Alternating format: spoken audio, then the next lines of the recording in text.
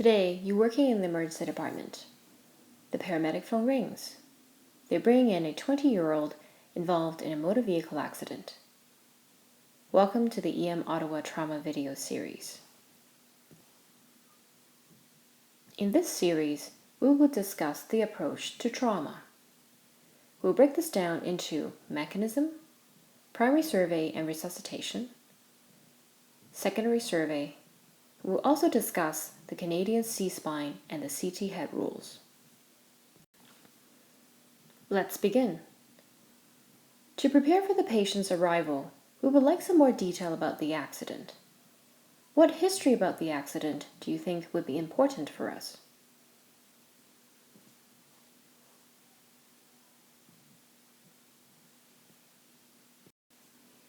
These are the factors we would like to know.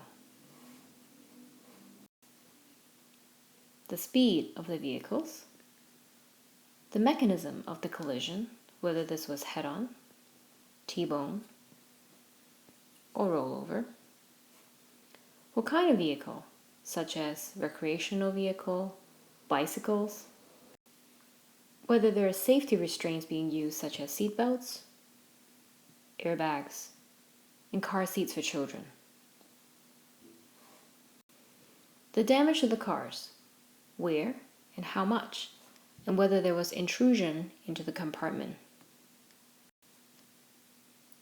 You also want to know whether there are other occupants who were expelled from the car or who have died on scene. That usually means a bad prognosis because it reflects high impact of the collision. The patient now arrives. This is a healthy 28-year-old who was involved in a high-speed rollover collision. He did not have a seatbelt on and was thrown from the car. His vital signs are as follows. Blood pressure is 80/60, heart rate of 120, rest rate of 30, saturation is 90% of room air, and it appears obtunded. Now that we know a little bit about the mechanism, we will approach the patient with the trauma primary survey. What is the primary survey? The primary survey is your first trauma assessment. The steps in the primary survey have to be done sequentially. We do not go to the next step until the previous component is corrected. The objective of the primary survey is to identify any life-threatening injury and resuscitate the patient quickly. There are 5 components of the primary survey. They are airway, breathing, circulation, disability, and exposure. We will first discuss airway. In the airway assessment, we assess for the patency of the airway, meaning whether the airway is open to airflow or is it obstructed. Since the patient can have other injuries such as cervical spine injury, any airway assessment or intervention needs to be done with the cervical spine being immobilized. The neck must not move. Let us look at a cross-section of the upper airway. The tongue is here. The trachea is anterior to the esophagus. In a patent airway, air flows from the nasopharynx and the oropharynx into the trachea. Now, what can cause obstruction of the airway, especially when the patient is lying flat? Any secretions, including blood and vomit, can pull in the oro and nasopharynx and further down the trachea, causing an obstruction. Any distortion of the anatomy can cause obstruction as well. That can include fracture,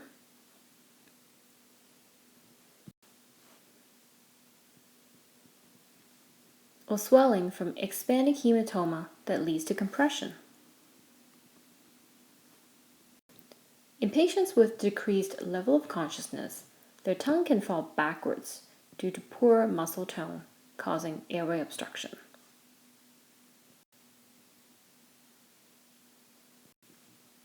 How do we assess for airway patency? We listen and watch. In an alert patient, if the patient is able to talk to you, they have a patent airway now. In an alert patient, if the patient is not able to speak or is only making gurgling noises, the airway is obstructed.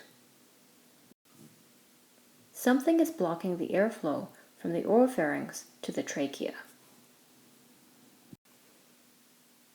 In an obtunded patient who is making respiratory efforts, if you hear noisy breathing, there is an airway obstruction. If the patient is not making any respiratory effort because of decreased level of consciousness, we will presume they also lost the muscular tone to keep the airway patent. As a general rule, a Glasgow Coma scale of less than 8 usually signifies the need for an airway intervention. Let's go back to our patient. In our patient, he's making gurgling noises when he breathes. Therefore, he has an obstructed airway. How do we fix an airway obstruction? If the airway is obstructed due to blood or vomit, we can use suction to clear out the debris. We can also use a jaw thrust to pull the mandible and hence move the tongue more anteriorly. We need to be careful not to do a head tilt because that will move the neck. Both suction and jaw thrust are temporary measures. We can also insert an oral airway or a nasopharyngeal airway to keep a rigid structure in the oral and nasopharynx. However, they do not prevent blood or secretions from going into the trachea.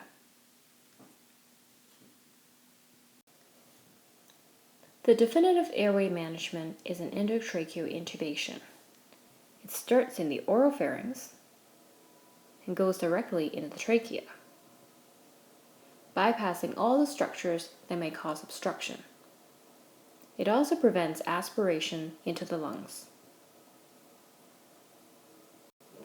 There are other extraglottic devices such as LMA that you might have seen used in other cases in the emergency department. However, they do not protect against aspiration. If an endotracheal intubation cannot be done due to difficult anatomy, then a cricothyroidotomy is performed to gain access into the trachea through the anterior neck. This is an advanced airway skill and will not be discussed here. Since our patient's GCS is low and his breathing was noisy, we decided to intubate him. After securing the airway, we can then move on to the next step of the primary survey, breathing. Please refer to that video.